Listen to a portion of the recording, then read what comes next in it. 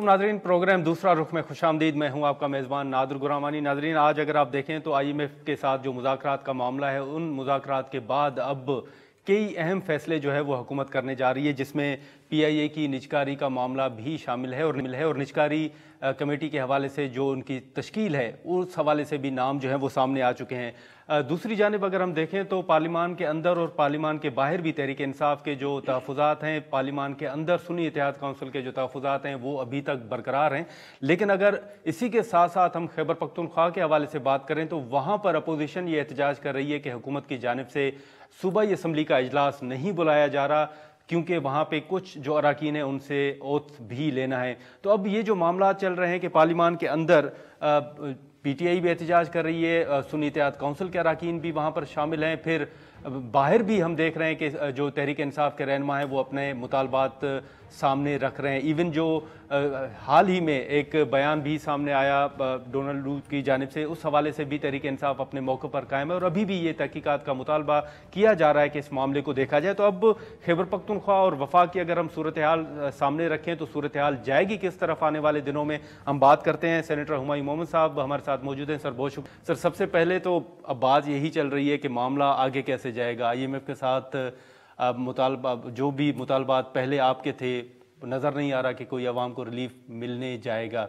लेकिन इस तरफ हम आते हैं, लेकिन जो आपके तहफ़्फ़ुज़ात हैं, वफाक में तो आपके तहफ़्फ़ुज़ात हैं, लेकिन जहाँ पर एक सूबे में आपकी हुकूमत है वहाँ पर अपोजिशन एहतजाज कर रही है कि आप सूबाई असम्बली का इजलास नहीं बुला रहे। देखिए, मुझे नहीं पता वो सूबाई असम्बली का इजलास क्यों नहीं बुला रहे, लेकिन अगर मेरे ख्याल में ये वहाँ पे पूछ लेना चाहिए कि क्या ये जायज़ है, नहीं है। हो सकता है रमज़ान की वजह से ना कर रहे हो सकता है कोई और वजह हुआ था। ये भी हो सकता है कि वो जैसे ये लोग डर्टी पॉलिटिक्स कर रहे हैं वो शायद कर रहे हो कि यार अभी देखते हैं आगे क्या होता है, क्योंकि अभी बहुत सारे फैसले आने हैं। अभी सुप्रीम कोर्ट के अंदर वो डिसीजन चैलेंज हुआ है, ठीक है ना। ये जो रिजर्व सीट्स का है वो भी चैलेंज हुआ है, तो उन सारी चीज़ों को सामने रख के करना होगा। देखिए, अनफॉर्चुनेटली पाकिस्तान की जो सियासत है ना वो बड़ी गलत तरफ जा रही है। हम जिस तरीके से, सबसे पहले ये कि बुनियादी चीज़ ये है कि अवाम जिसको वोट दे वो नज़र आए कि वो लोग इलेक्ट हो रहे हैं। अगर आप उनको इलेक्ट नहीं करेंगे और किसी और को उनकी जगह बिठा देंगे, वो इसी तरीके से है कि जैसे अगर मैं एक गाड़ी चला रहा हूँ और मैं ड्राइवर रखना चाहता हूँ, लेकिन आप ड्राइवर की बजाय किसी ऐसे बंदे को ड्राइविंग सीट पर बिठा दे जिसको ड्राइविंग करनी नहीं आती गाड़ी की, ठीक है।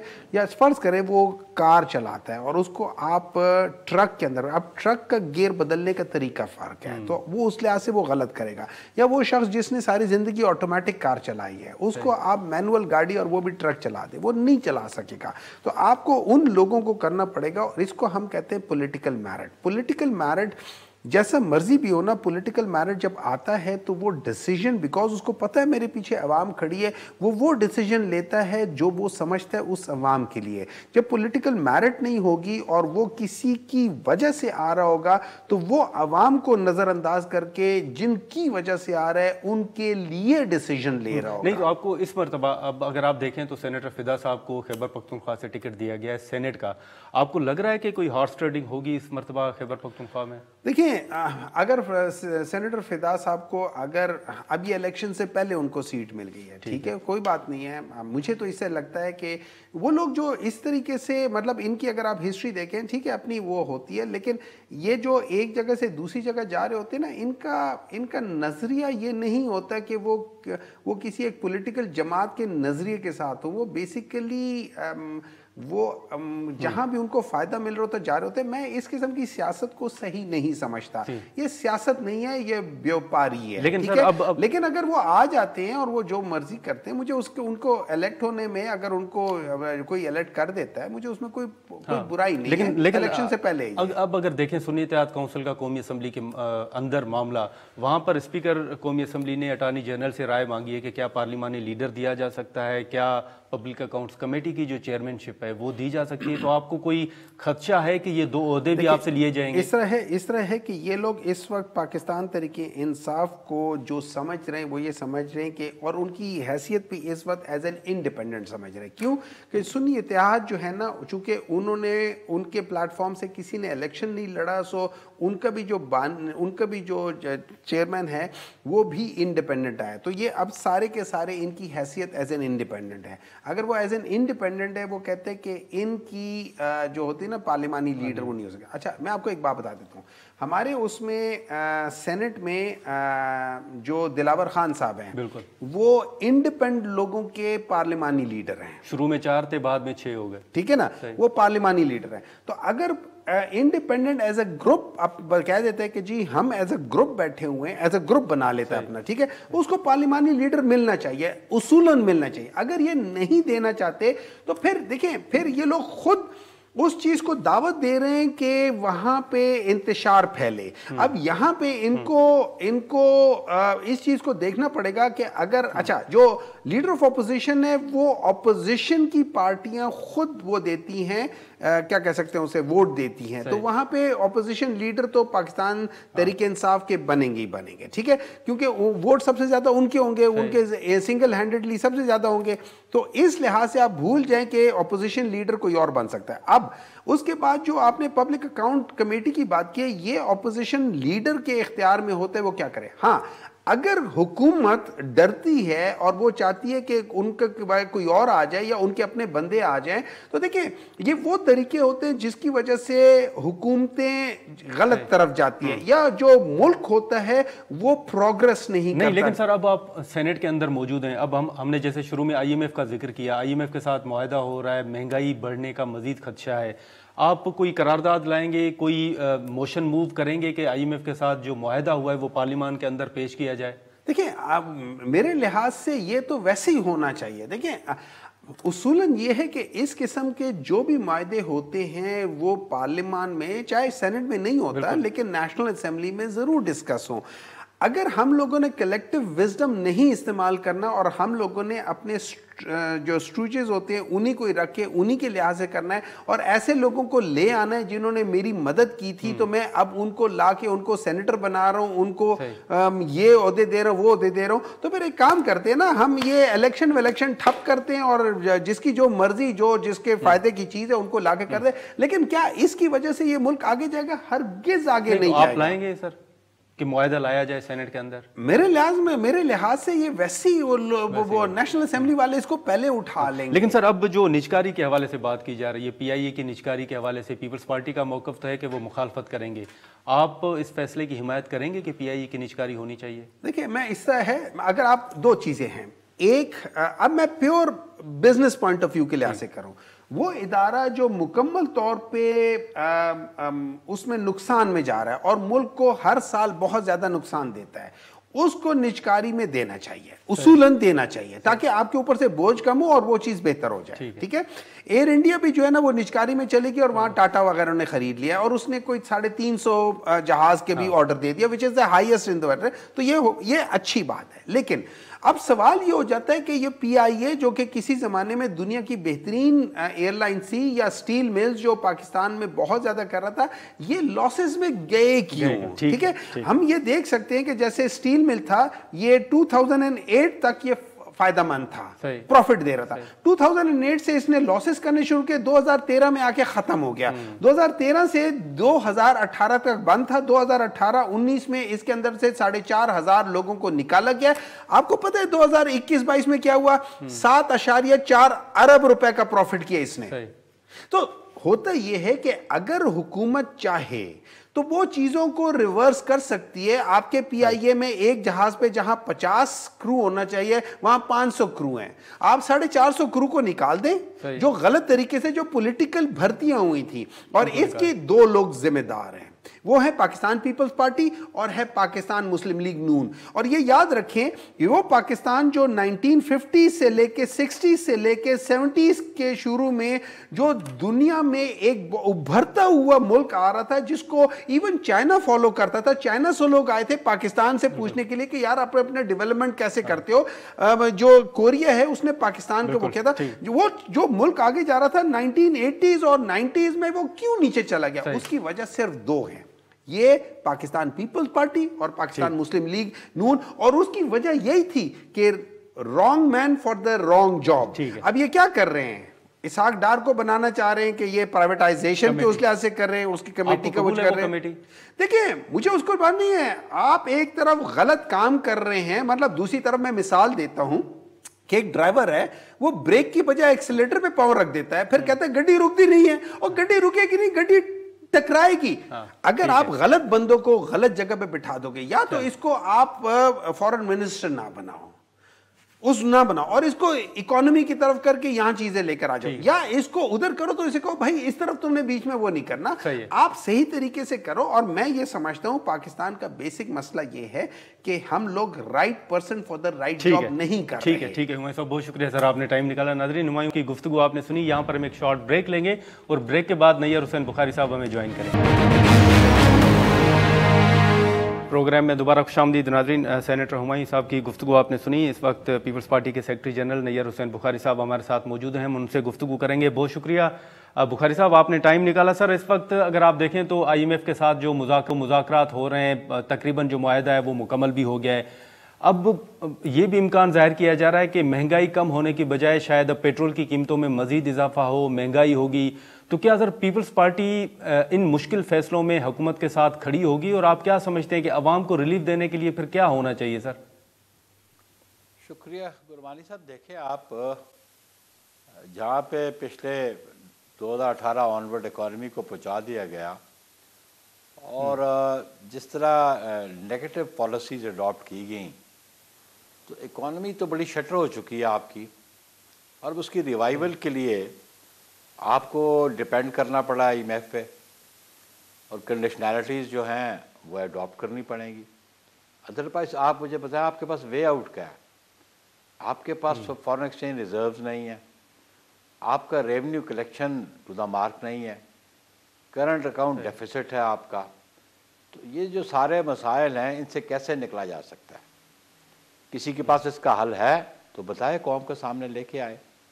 الٹیمیٹلی جو لوگ بیٹھے ہیں, جو گفت و شنید کر رہے ہیں, وہ پولیٹیکل فورسز ہیں, وہ پولیٹیکل لیڈرز ہیں, اور کوئی پولیٹیکل لیڈر نہیں چاہتا کہ اس کی نیک نامی یا اس کی کارکردگی بہتر نہ ہو. ہر پولیٹیکل لیڈر کی یہ کوشش ہوگی کہ الٹیمیٹلی اس نے عوام کے پاس جانا ہوتا ہے.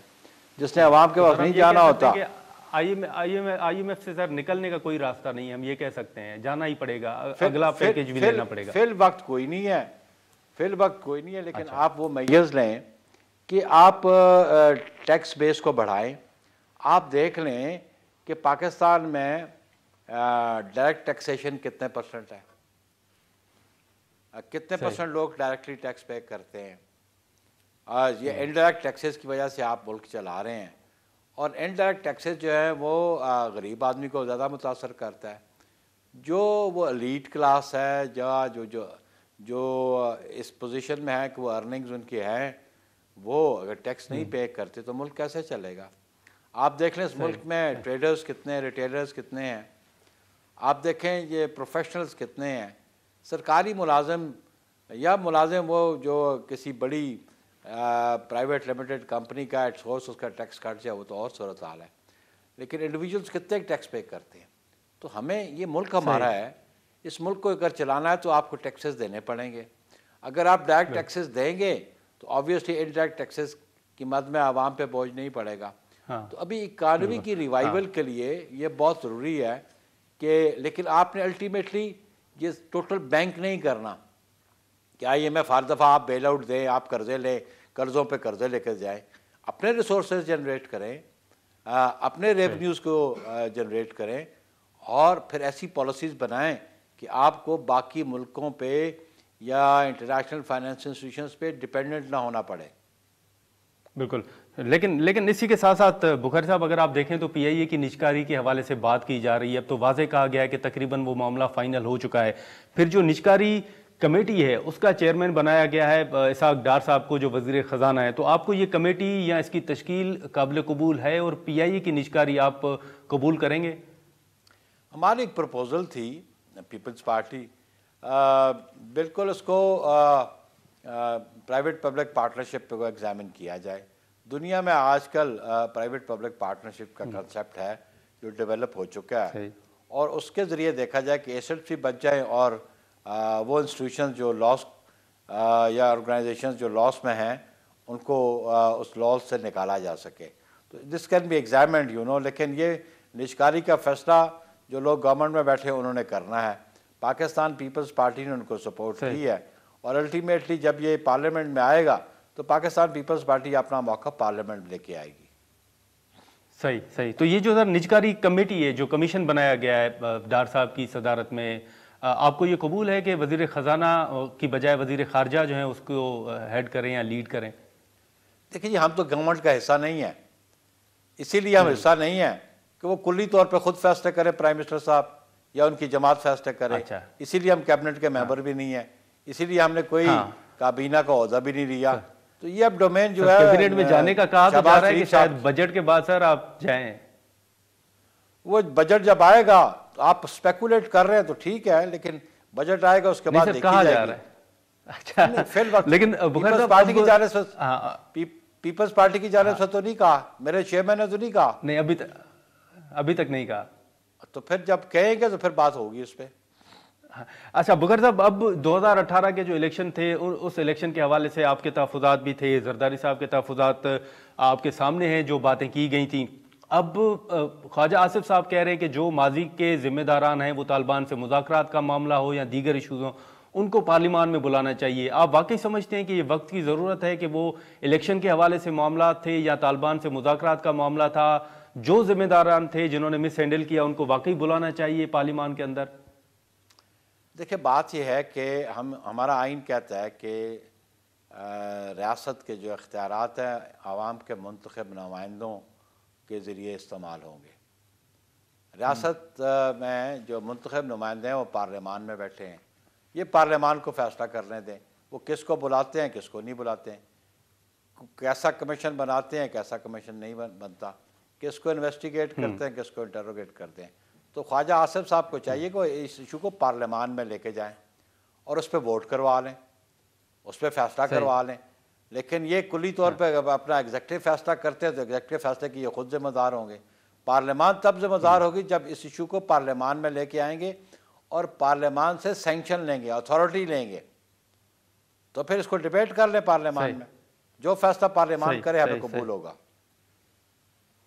اچھا ٹھیک ہے. بخاری صاحب اگر سر اجازت دیں تو یہاں پر ایک شارٹ بریک کے بعد جو مزید 2-4 سوالات ہوں گے وہ بھی ہم آپ کے سامنے رکھیں گے، لیکن یہاں پر بریک کے لیے اشارہ کیا جا رہا ہے. ناظرین یہاں پر ایک شارٹ بریک لیتے ہیں اور بریک کے بعد ہم بخاری صاحب کے ساتھ مزید جو اہم سوالات ہیں وہ بھی ہم ان کے ساتھ سامنے رکھیں گے اور گفتگو کو آگے بڑھائیں گے. پروگرام میں دوبارہ خوش آمدید. ناظرین نیّر حسین بخاری صاحب سے ہم گفتگو کر رہے تھے. بخاری صاحب ہمارے ساتھ ہی موجود ہیں. بخاری صاحب، ہم بریک پہ جانے سے پہلے جو ایک معاملہ ڈسکس کر رہے تھے کہ پارلیمان میں کس کو بلانا چاہیے یا نہیں بلانا چاہیے، اب وہ اس حوالے سے آپ نے بڑا واضح جواب دے دیا کہ پارلیمان کو یہ فیصلہ کرنا ہوگا. لیکن اب پارلیمان کے اندر تحریک انصاف یا سنی اتحاد کونسل کے اراکین موجود ہیں سر، ان کے وہاں پر تحفظات اور جو مطالبات ہیں وہ حل نہیں ہو رہے، وہ پارلیمان کے باہر بھی بیٹھ کے اپنے مطالبات رکھ رہے ہیں. آپ کیا سمجھتے ہیں کہ یہ جو سیاسی استحکام ہے اس کے لیے کیا کرنا چاہیے؟ پی ٹی آئی یا پھر پارلیمان کے اندر سنی اتحاد کونسل کے ساتھ بیٹھنا چاہیے یا کیا کرنا چاہیے؟ دیکھیں اپنی کوتاہیوں کا ذمہ دار کسی اور کو نہیں ٹھہرانا چاہیے. اگر پی ٹی آئی نے اپنا ہوم ورک نہیں کیا تھا، اس نے فورس ہی نہیں کیا کہ وہ کن مراحل سے گزرے گی اور اپروپریٹ ٹائم پہ اگر ڈیسیژنز نہیں لیے تو اب پھر چیخنے چلانے کا تو کوئی فائدہ نہیں. جب ان کے پاس سمبل نہیں تھا وہ اس وقت کسی جماعت کے ساتھ الائنس میں چلے جاتے، الائنس میں الیکشن لڑ لیتے، سمبل لے لیتے. اس وقت انہوں نے پریفر کیا آزاد لڑنے کو، اور آئین کہتا ہے کہ جو آزاد کی کوئی حیثیت نہیں ہوتی ہے ریزرو سیٹس پہ، تو پھر وہ تو لوز کر گئے اور الٹیمیٹلی اس جماعت سے پھر الائنس کیا جس کے سربراہ نے خود الیکشن آزاد لڑا ہو. تو اس پہ ورڈکٹ ایک آ گئی، 5 ممبر بینچ کی ورڈکٹ پشاور ہائی کورٹ کی آ گئی ہے. تو اب اس کے چیخنے چلانے کا فائدہ کیا ہے؟ اس ورڈکٹ کے خلاف جو جوڈیشل فورم ہے اس پہ وہ چلے جائیں، لیکن جس حد تک وہ بیٹھے ہوئے ہیں پارلیمان میں اس حد تک اپنا کردار تو ادا کریں. لیکن بخاری صاحب بطور سر آپ سینئر قانون دان بھی ہیں، آپ بتائیے گا کہ کیا یہ جو سیٹیں دوسری جماعتوں کو دی گئی ہیں پھر یہ ممکن تھا کہ دوسری جماعتوں کو دینے کی بجائے وہ خالی رکھی جاتی، کسی کو نہیں دی جاتی؟ نہیں وہ تو رول انڈر دی رولز انہوں نے دی ہیں. اگر قانونی نہیں ملتی تو پھر 5 ممبر ججز جو پشاور ہائی کورٹ کے ہیں وہ اس پہ ورڈکٹ دے دیتے نا. قانون کے مطابق فیصلے آپ نے اور میں نے تو نہیں کرنے, ہم نے ایک موقف رکھنا ہے. فیصلہ کس نے کرنا ہے؟ جن کے پاس اختیار ہے فیصلہ کرنے کا, جوڈیشری کے پاس ہے. اور یہ پشاور ہائی کورٹ جوڈیشری, اس کو آپ جوڈیشری نہیں سمجھتے؟ نہیں تو بخاری صاحب اب جو سنی اتحاد کونسل بخاری صاحب موجود ہے ایوان کے اندر, کیا پھر اگر وہ انڈیپینڈنٹ ہیں تو کیا ان کو پارلیمانی لیڈر بھی نہیں مل سکتا, اور چیئرمین پبلک اکاؤنٹس کمیٹی کی جو چیئرمین شپ ہے وہ بھی ان کو نہیں مل سکتی رولز کے مطابق؟ دیکھیں وہ جو ہے نا لیڈر آف اپوزیشن یہ نہیں کہتا کہ کسی جماعت کو ملے گا. لیڈر آف اپوزیشن کے لیے رولز یہ ہیں کہ جس ممبر کے پاس اکثریت ہوگی اپوزیشن کی وہ لیڈر آف اپوزیشن ہوگا. Got my point? وہاں پہ جماعت کی بات نہیں ہے. سنی اتحاد کونسل اور پی ٹی آئی کے پاس موجود ہیں سر. دیکھیں وہ لکھ کے تو دے نا. سنی اتحاد کونسل جو ہے وہ پارلیمان کے اندر موجود ہی نہیں ہے. اس لیے موجود نہیں ہے کہ اس نے الیکشن سنی اتحاد کونسل کے پلیٹ فارم سے لڑا ہی نہیں ہے. اس کی مطلب ہے کہ سر وہ پارلیمانی لیڈر بھی نہیں مل سکتا بخاری صاحب؟ دیکھیں بات بڑی سیدھی سی ہے, آپ خود سمجھیں کہ جس جماعت کا سربراہ اس جماعت کے ٹکٹ پہ یا اس جماعت کے طور پہ الیکشن نہیں لڑتا تو وہ پارلیمان میں کیسے موجود ہوگی؟ بہرحال اگر وہ اگریوڈ ہیں پشاور ہائی کورٹ کے فیصلے سے تو پھر سپریم کورٹ میں چلے جائیں, وہ کہہ رہے ہیں ہم جا رہے ہیں. ٹل سچ ٹائم ان کے حق پہ فیصلہ نہیں آتا تو وہ فیصلہ جو پشاور ہائی کورٹ کا ہے وہ قابل عمل ہے اور اس پہ عمل درآمد ہونا چاہیے. اس کے مطابق ان کو پارلیمان میں بیٹھنا چاہیے اور اپنا کردار ادا کرنا چاہیے.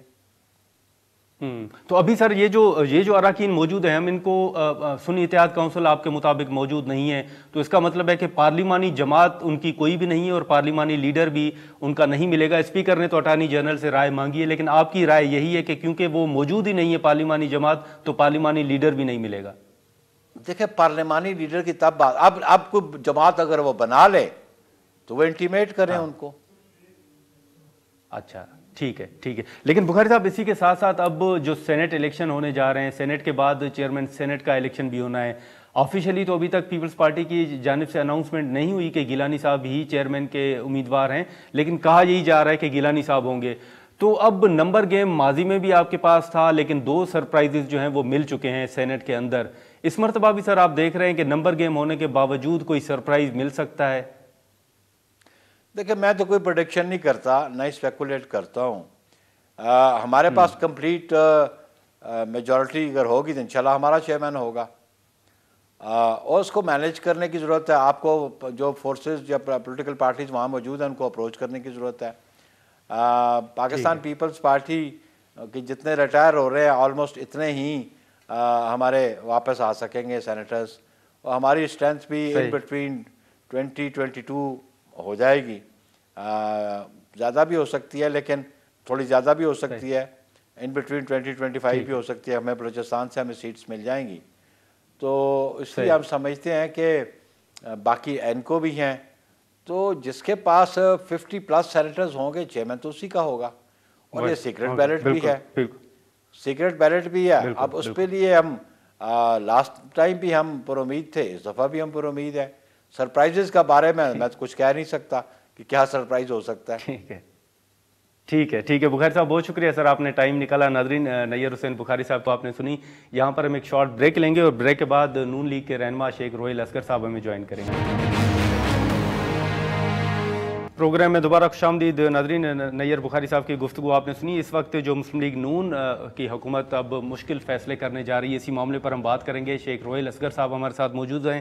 بہت شکریہ شیخ صاحب. اب حکومت نے IMF کے ساتھ جو معاہدہ کرنے جا رہی ہے تقریباً وہ حتمی شکل دی جا چکی ہے. اب نجکاری کی باتیں بھی ہو رہی ہیں.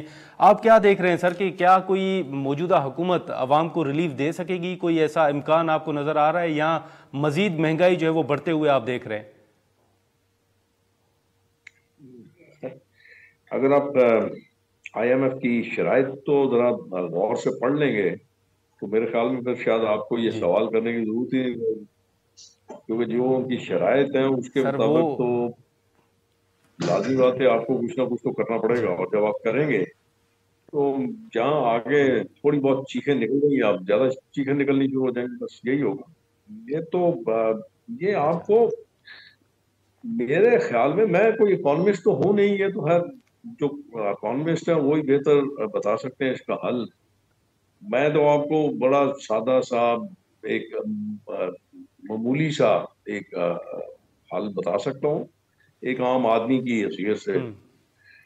میرے خیال میں دیکھیں، آپ کہیں بھی کسی جگہ پہ بھی اگر کوئی ایسا کرنچ آتا ہے، فائنینشیل کرنچ آتا ہے، تو سب سے پہلے آپ کیا کرتے ہیں؟ آپ یہ کرتے ہیں کہ آپ اپنے اخراجات کو کم کرنے کی کوشش کرتے ہیں.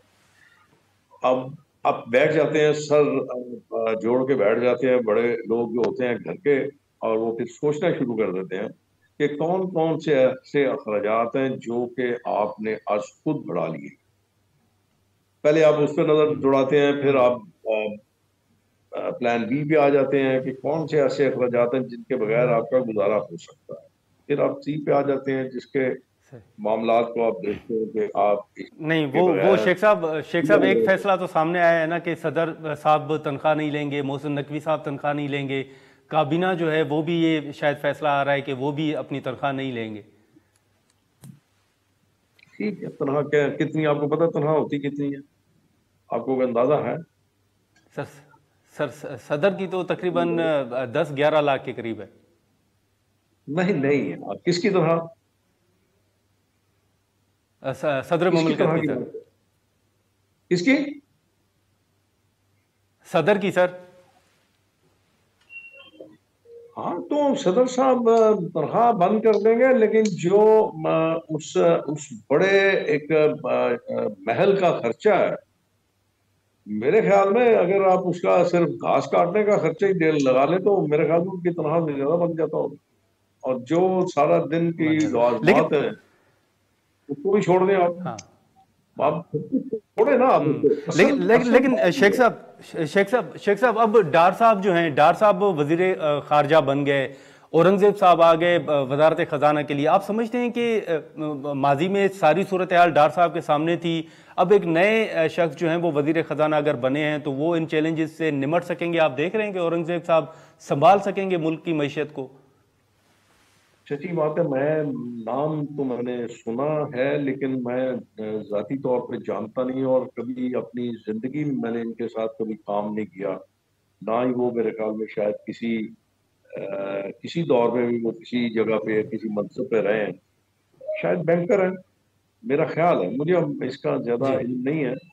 جی تو جی آپ سر، کو بینکر. زیادہ پتا ہونا چاہیے کیونکہ آپ میڈیا کے ساتھ ہیں. بینکر ہیں، اور بینکر کیسا فائنینشیل ایڈوائزر ہو سکتا ہے، کیسا فائنینشیل ایڈمنسٹریٹر ہو سکتا ہے، یہ تو وقت بتائے گا. میں ان کے مطلب کچھ کہہ نہیں سکتا، اس لیے کہ میں جانتا ہی نہیں جس شخص کو میں جانتا نہیں ہاں جس کے ساتھ بالکل. میں نے کام لیکن کیا. شیخ صاحب آپ کا تجربہ اور تجزیہ کیا کہتا ہے کہ اورنگزیب صاحب جو ہیں وہ کس کی چوائس ہو سکتے ہیں؟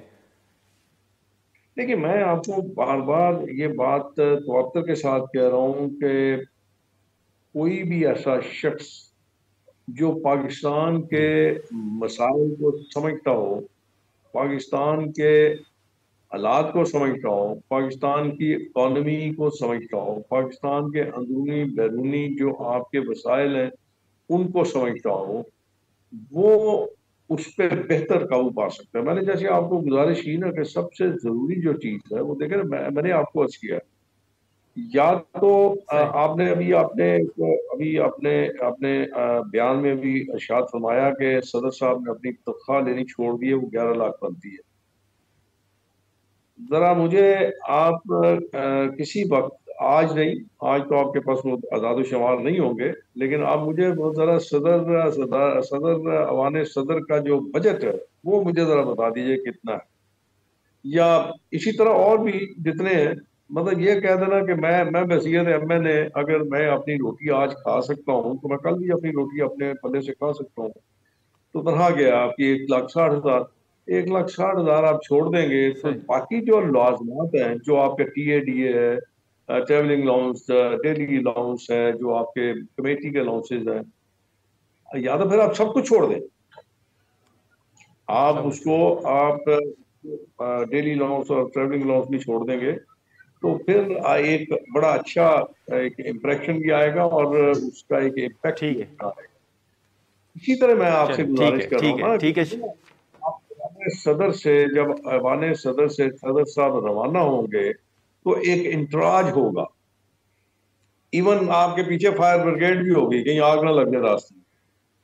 तो ये ठीक है, सारे की सारी नहीं चले होती। ठीक है शेख साहब, बहुत शुक्रिया सर, आपने टाइम निकाला। नाज़रीन, शेख रोहेल असगर साहब की गुफ्तगू आपने सुनी। आज के प्रोग्राम में इतना ही, इजाज़त दीजिए, अल्लाह हाफ़िज़।